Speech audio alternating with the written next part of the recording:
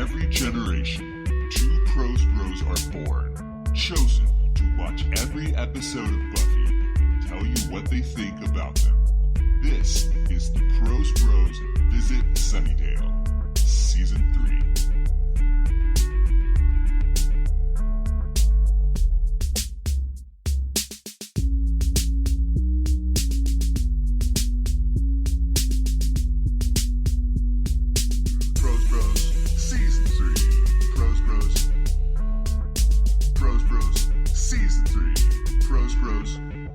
Hello and welcome to another edition of the Prose Bros Visit Sunnydale. My name is Eddie Cruz. And I'm Geoff. And this episode we are doing episode 9? Episode 9 of Season 3, The Wish. It's good. I liked it. It was a good episode. It was intense. It was intense. It was bunch of crazy shit happened. Like, holy crap. Yeah. It was like John Wick, the movie. And it wasn't anything like that. You know, I only got halfway through John Wick and I turned it off. Really? Everybody told me watch it to the end, but halfway in, spoiler alert for John Wick, when they killed his dog, I was like, I'm bored. Oh, wow. That's like at the very beginning of the movie. Yeah. Well, like 30 minutes in, right? The dog killing? I don't know. It's like literally the premise of the whole movie. He gets home and he finds his dog dead, and then the movie starts. I was like, this, I don't want to watch this. I get it. I understand what's going on. It's Keanu Reeves. I get it. Yeah. Okay. Well, brief summary of this episode. Geoff, you want to do it real quick? Wait, so we're not going to do a summary that takes 50 minutes to No, do? We're no longer doing just a summary of the show. We're doing something for this season called 5x5. It's a season of 5x5. And what is 5x5? We both pick 5 themes, issues, topics, whatever comes to our minds, and we talk about those 5 things. Cool. We do 5 each. All right. Yeah. Yeah. Let me. I'll start with the summary then. Yeah. So all the Scoobies are dealing with the aftermath of their infidelity with each other, particularly Willow and Xander. Because of that, Cordy comes back to school after her injury. All the Cordettes are shitting on her. This new Cordette is trying to get her to make a wish. Turns out she's a demon that turns the whole world, well, not evil, but it makes Buffy disappear in Sunnydale, or never have showed up. So she doesn't show up, and everything's messed up. Master's still alive. Willow and Xander are now the head vampires. Buffy ends up coming to Sunnydale, and shit still hits the fan. Everybody dies. Giles is able to figure out what is causing all this. It's Anya's amulet, breaks it, and Sunnydale returns back to normal. In the meantime, during all those events, we see that Willow and Xander were vampires, that Oz kills Willow. Everything's on like upside down, right? Yeah. Because essentially Buffy never showed up to Sunnydale, right? She never saved the world from the Master. The Master's still alive. We can assume that Darla's still alive. Maybe. Yeah, maybe. And Angel's just a little bitch. He's a little bitch boy. Well, he kind of is like normally, so yeah, he's the same. Angel's exactly the same. Yeah. Yeah, except he never got his soul back. Well, All he right. never lost it and then got it back. Right? There you go. So. He never lost it and then got it back. All right, Geoff, well, let's start with you. What's Sure. your first thing you want to talk about? My first of 5. Your first of 5.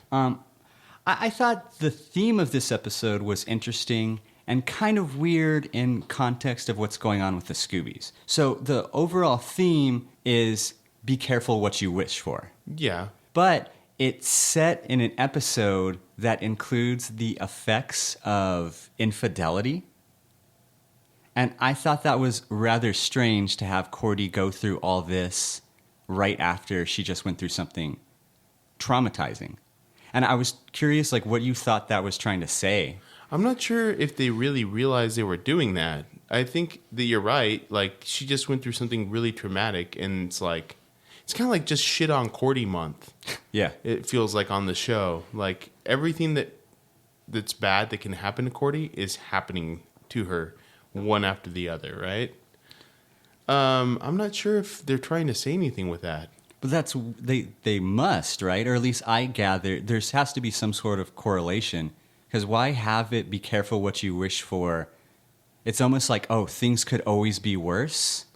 I think this was a monster of the week that was inconveniently placed. I feel like maybe they needed somebody else to do this wish.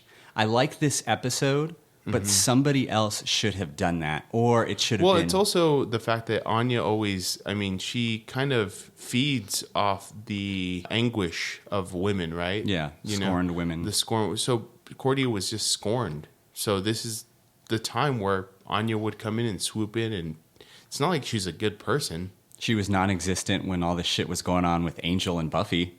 That's true. But at the same time, would you really want to try to get the Slayer to change the world? I guess she couldn't say, what if I just never came... I know she could say, what if I never came to Sunnydale? Yeah, but it'd be harder for her to make her say that, I think, number one. And number two, nobody really knows that she's scorned. I mean, if Anya was watching all of Buffy's life before this, you don't really get an idea of how Anya's watching them. How she came to know that Cordelia is a scorned woman.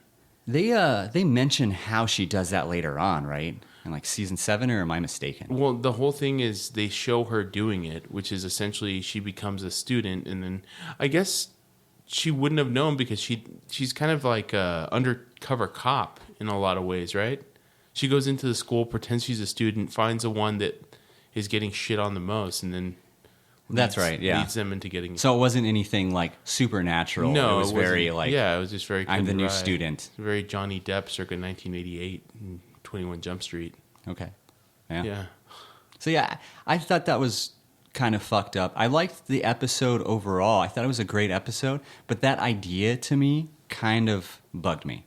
Mm-hmm. So... Well, keeping on her and the vengeance thing, I wanted to talk about Mean Girls... the way they were treating Cordy, and then vengeance demons, and whether or not Anya as a vengeance demon is really a helper of women in any way, shape, or form, right? She supposedly helps scorned women, but in my eyes, she's just a different form of a mean girl. It just seems like all the girls are shitting all over Cordy, and then Anya makes Cordy make a wish that leads to her death. Like, she's no better than anyone. Yeah, she didn't help, and even at the end, it seems that Anya she likes the fact that this world is so fucked up now. Which is she's really digging on it, and it's kind of a weird thing where she's made scorned female vengeance demon like a thing for herself, but in reality, she does more harm than any of them could ever. And do you think that's just something where maybe I agree with you. I hadn't thought about that before, but they're okay. She's just going to be a monster of the week, and after this, disappear. Yeah, maybe. So I don't understand why they decided to keep her. I mean, I guess the idea of her becoming a human is really fun, but I'm not sure what led them to keep her. You know, she didn't have that many lines in the episode. I think that so I was thinking about that too. I do think it's interesting. For most of the episode, she's shitting on Xander, and she wants Cordy to make a wish about Xander. What would be funnier than in the next season, we have her fall in love with the guy that she was trying to like... Oh, yeah, that is pretty good. And if that actress is available, why not? Yeah. And everything that Anya always does, and maybe that's why when she becomes a human and then turns back into a vengeance demon, she has no stomach for it anymore. Maybe she kind of realizes what she's been doing this whole time. Yeah. When she turns out that girl, like boyfriend, into a gigantic worm that eats dogs. Yeah. And then kind of realizes like, oh, I didn't really help that girl. And then in the process, I traumatized another one. Yeah, so like it's I guess the payoff all the way in season 7 for what we're talking about right now. Right now is really where she ends up. Do you think it was fucked up all the Cordettes really like I guess that's Harmony's thing and has been. She wants to be head Cordette, or she wants her own Harmony, I don't even know what you call them. Followers, sure, why not? Yeah. But she wants to be the queen bee. She really fucks with her. And Jonathan, too, who's Yeah. an innocent bystander. I mean, he's been fucked with to the point where he wanted to go to a bell tower and shoot himself in the head. So, yeah. Yeah. I mean, you can already see that Jonathan's been fucked with enough. Yeah, definitely. It's pretty fucked up. What's your number 2? So my number 2 is the return of the Master, and yes, and what that means for all the other Scoobies. I thought this idea was interesting. I love having the Master come back. We mentioned earlier that there's no Darla, Yeah.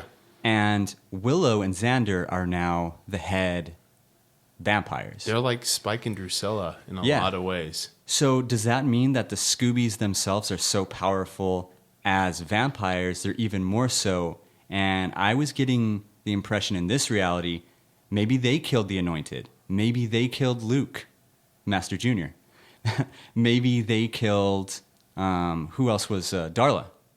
I was actually thinking that because they said that Buffy was in Cleveland, Ohio, that she's dealing with Darla and Luke over there. But why would they not follow the Master?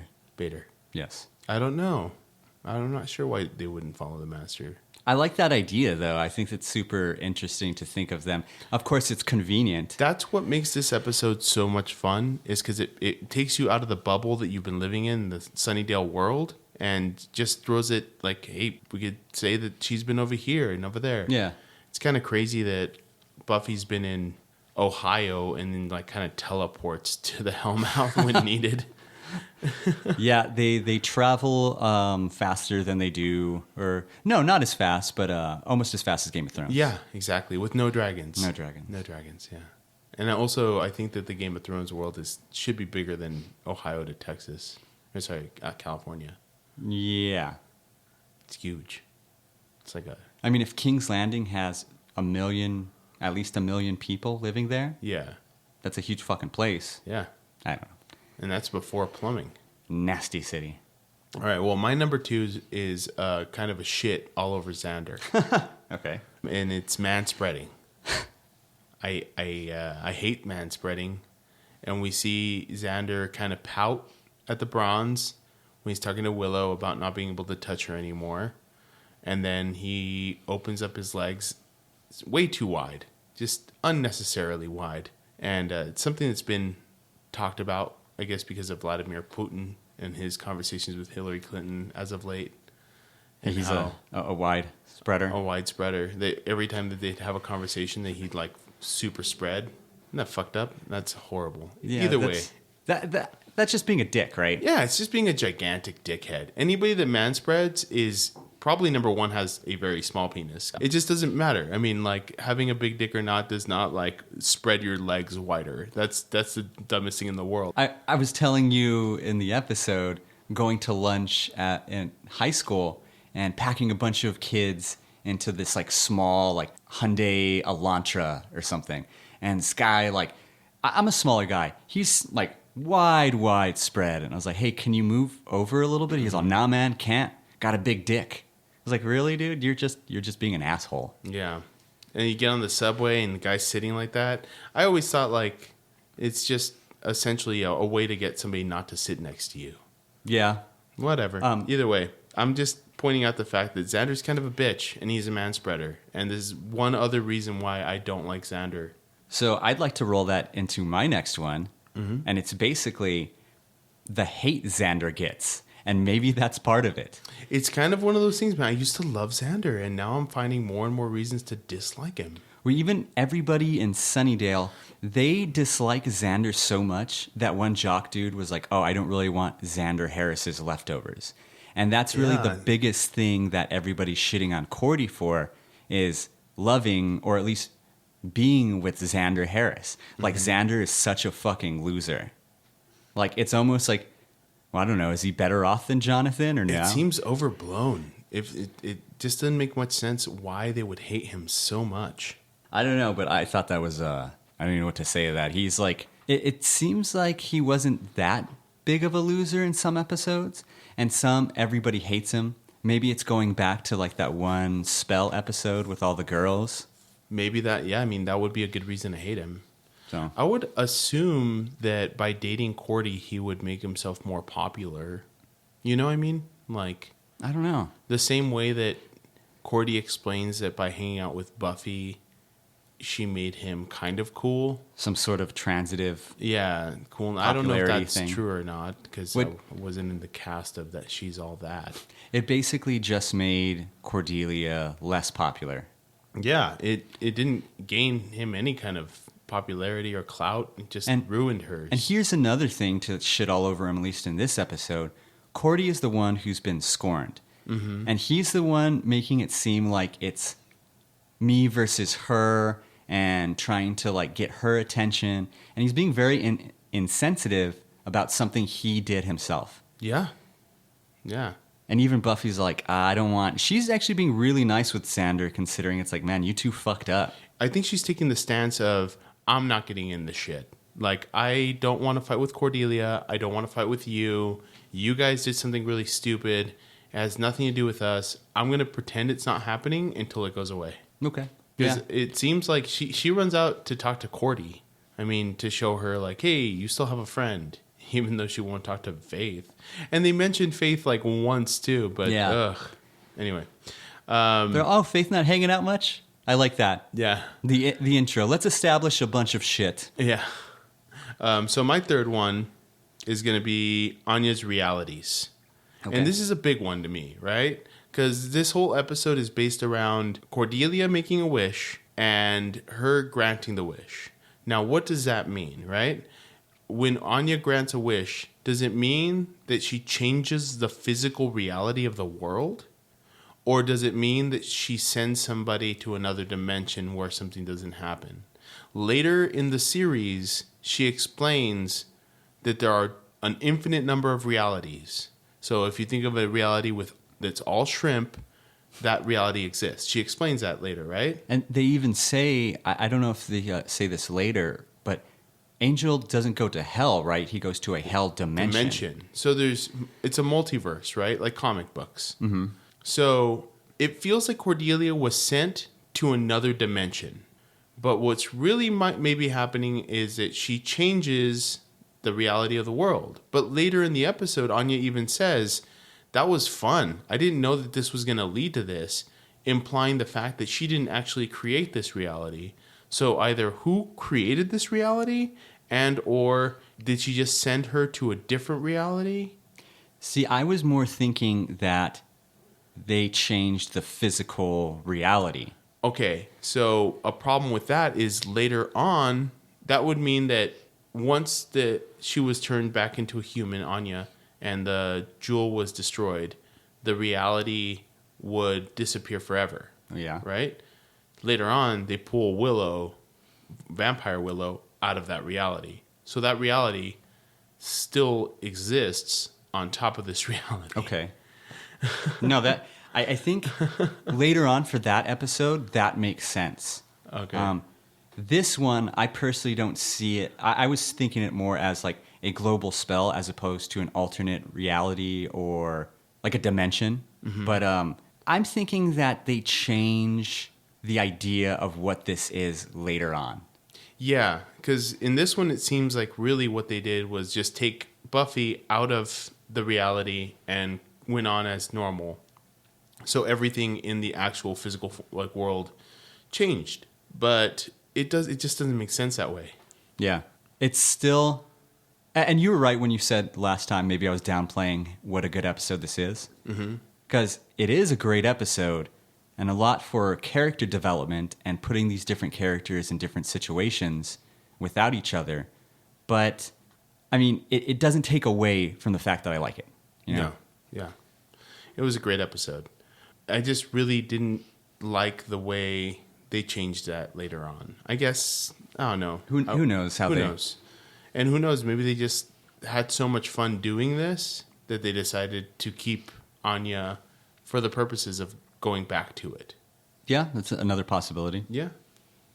Because I have to say that this is the funnest episode that we've seen as far as like now that they've created a world and they've created a mythos to flip it around on its head. is the most fun thing to do, right? That's why we have what if comics. Yeah. That's why we have like comics like Irredeemable and comics where Batman's evil and like what's going on right now in the Batman Metal universe. But it does two things depending on how you view it.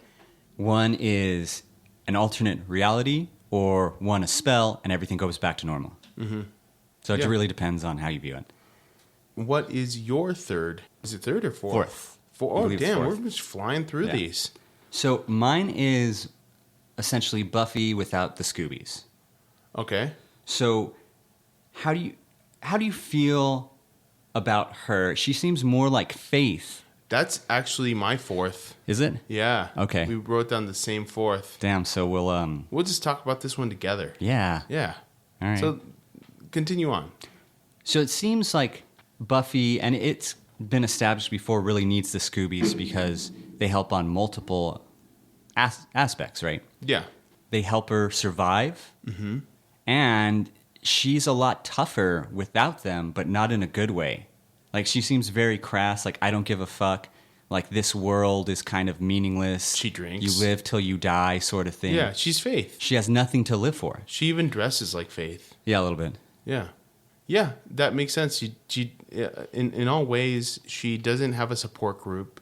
She doesn't think through things. She just dives in. She relies more on her power as a slayer than she does kind of make a game plan for things. Yeah, and I think part of that's... The Scoobies. That's 100% the Scoobies. I was going to say, like, a large part of that is Giles. Oh, yeah. The whole game plan thing. I would say Giles, but also, I mean, even in this episode, at the very beginning, she says, if you guys weren't here, that could have gone another way. That's essentially saying that gigantic, squiggly, I don't know what kind of octopus monster that was that she was fighting at the beginning might have killed her if they weren't been there. And how many Not times... Jeffrey Rush from the Pirates, but the other dude. guy. Yeah.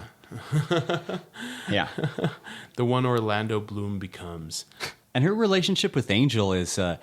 how'd you feel about that? Angel still seems kind of pathetic. He's the exact same Angel we've grown to love and hate. Almost more so. He's like, I waited for you. And she's like, yeah. Look where it got you. And also, I don't think that she's the little girl that he would have stalked until he loved anymore. That's creepy. Yeah. If you really think about about it that way, yeah. He would have stalked her and been like, I'm not going to fall in love with this girl. Yeah. Damn. As far as her being more like Faith, I think that it makes you come to the realization that Faith is a flawed character, but even more so, the same way that if she hadn't met Buffy, she probably would have just died as a slayer, right? We're almost getting into a glimpse of what would have happened to Faith if she went up against the Master, right? It seems like... It's all action first. It's all action first, and while meeting Buffy turned her evil, it also... made it so she survived to season 7. Yeah. Right? Well, I get it. Okay. Turned her evil. I won't get into this again. Yeah. Okay. Yeah. Sorry. I know. No, well, I just mean that, like, because she met Buffy, that road led to her turning into a bad guy. Yeah. Whereas maybe if she didn't meet Buffy, she would have never met the mayor, and she would have never turned into a bad guy. Maybe she would have been killed by Spike. Maybe she would have been killed by Drusilla. Maybe... Who knows what could have happened, right? Yeah. If Buffy had died when the Master killed her, then Faith would have had to go up against the Master. This could have easily have been how Faith's life turned out. Totally. I definitely agree. It's crazy. Yeah. So that's super fun. So maybe Buffy hates men now. Probably. That's why she treats Angel like that. Yeah. Yeah. Who knows? School of Hard Knocks, bro. Yeah. So my number 5. Wait. I just realized something. Kendra. Yeah. She would have taken over. Yeah. Not Faith. So she probably would have died anyway from the Master. Oh man, who knows what it could have been. Faith would have been a Slayer eventually. Eventually, yeah. So maybe. Mm-hmm. Who knows? Maybe Kendra would have had her rocked it, and like met the Scoobies. Had Giles as a watcher. Had multiple shirts. Had more than one shirt. Yeah. Jeff, your 5th and final pick. Sounds so epic when you say it like that. Mine is just the question of how do you feel about the resolution for Cordy? Everything goes back to normal, and she wishes Buffy was never around, and it seems like almost cathartic for her. We're going back to everything that's normal. I don't want Buffy around, and she seems fine by the end. And that just seems like a weird idea. It feels really, really strange because she either moves into this reality and gets killed there. It feels like she'd be the only one to have remembered all of it taking place. But because she died, she gets wiped, right? Because she moves into the new reality or the altered reality with a full, memory of what came before it, right? Did she? Yeah. Oh, yeah. Sorry. No. Because she goes in there and she's like, no, there's no curfew. The bronze is awesome. Xander and Willow are still together. So she obviously still remembers everything. But then she gets killed, right? So maybe that's what wiped her out. And it's like when she broke that thing, it time traveled back to the beginning. Or it just, by breaking it, nothing existed. Nothing ever happened. But it does exist. It does exist, and it's still there because they pull Vampire Willow out of it. Mm-hmm. So it's it's so crazy to think about this way. Yeah. Yeah, it's a little trippy. I guess we can't really talk about her resolution without going back to this idea. Yeah. It's difficult. I just think it's them trying to say by the end, it's almost to me like all Cordy needed was somebody to talk to. Yeah. Because she can't talk to the Scoobies. She can't talk to the Cordettes because they're no longer the Cordettes. She might be able to talk to Jonathan, but she just needed somebody to talk to. I will say this, that by having her learn nothing by the ending, your theme of be careful what you wish for is learned by no one. Yeah. So nobody's learned anything. And as a matter of fact, at the end of the episode, Cordy just spills off wish after wish after wish. She makes like 7 wishes at the end of the episode. It's be careful what you wish for, depending on whether or not there's alternate dimensions or this is just an isolated spell. Yes. And even then, you're not going to remember anyway, so don't worry about it. Sure. Fuck. So what's your number 5, Eddie? My number 5 was actually about Anya and the way that Anya is, I guess, written. She starts on this episode by actively convincing Cordelia to make a wish, right? Mm-hmm. So that would take a little bit of know-how and understanding of the world. Like, first off, she immediately goes, oh, is that Prada? Which means that she reads magazines or has some kind of like involvement in fashion. And then she's able to talk to Cordelia, who's kind of a really smart, hip young girl, right? So she has to know about public decency and like, the way etiquette and things like that, and mannerisms in school. Yeah, she gets in with the Cordys instantly. All of it, right? Then she becomes a human and forgets everything to the point where she doesn't understand tact, how to act around people, when to take off her clothes. She loses everything, right? Yeah. What the fuck is my last question. What the fuck's up with that? Fuck, man. I did not even think about that during the episode. That made me really upset a little bit, where I was like, wait, no, she's totally cool. She can trick people. And later on, vengeance demons are shown to be like a part of the world and kind of I think at one point they have the main vengeance demon reading a newspaper, right? And you would kind of get a gist, right? It wouldn't matter as much because you're living forever, but still, it just doesn't make any sense that she would be a vengeance demon and then stop being one and become socially a pariah because of it. Yeah. So none of this is in the episode or in the series, really, but I would say like possibilities, maybe by being a demon, there's some like inherent knowledge that by turning into a normal human, she forgot. No, maybe they totally spotless mind. What was it? Eternal Sunshine. Eternal Sunshine, spotless minded her. It's a bad verb. Yeah, that's not in there, and I don't even really like my explanation of it. Yeah, but I don't want to leave it without a fucking explanation. Yeah, it's a little bit annoying. It comes down to you have to make Anya likable, right? she has to be likable in order for her to convince anybody to make a wish. Yeah. So it didn't make much sense to me that they go back to it. However, I will say that it's a lot more fun to write for a fish out of water than it is to write for somebody that's, just kind of a jerk. She'd be a murderer, number one. She'd be super vengeful, obviously. Literally. So making her ignorant and kind of laughably juvenile and silly is easier to write for her and easier for the watcher to kind of fall in love with her, which we eventually do fall in love with Anya. Yeah. For a second, I thought you meant the watcher. Like, is that in the comic books? Does a watcher fall in love with? No, I mean the viewer. Sorry. Yeah. No. I got you. I was like, huh. Did Giles and Anya? Well, there was that episode where they thought they were married. Yeah, that was good. Maybe they went to the bathroom. So overall, we're saying that it was a good episode. Great episode. Yeah.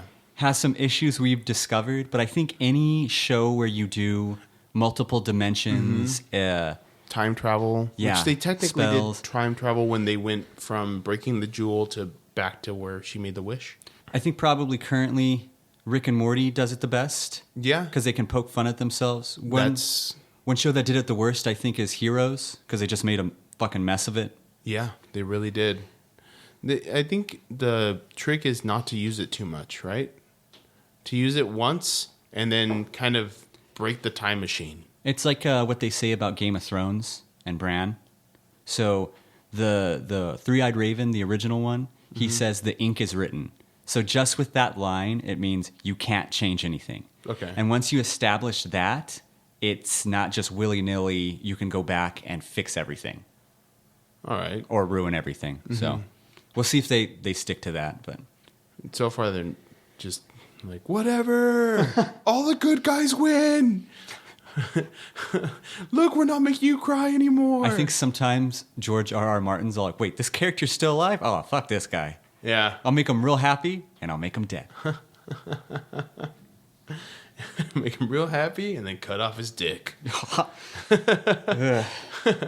You think there's just way too many people on this show without a dick on that show. There's It's like several. so many. Yeah. Yeah. I mean, there's an army. Of guys with no dick. Yeah. Yeah. Dude, but that sex scene was like... And then there's another Pretty epic. army with guys with a bunch of dead dicks. Yeah. Too much dick in that show. Yeah. Anyway. Should we move on to deaths? Sure. How many people died, Geoff? So this one is super difficult. All right. I'm going to start just by going from vamp, demon, and human. Mm-hmm.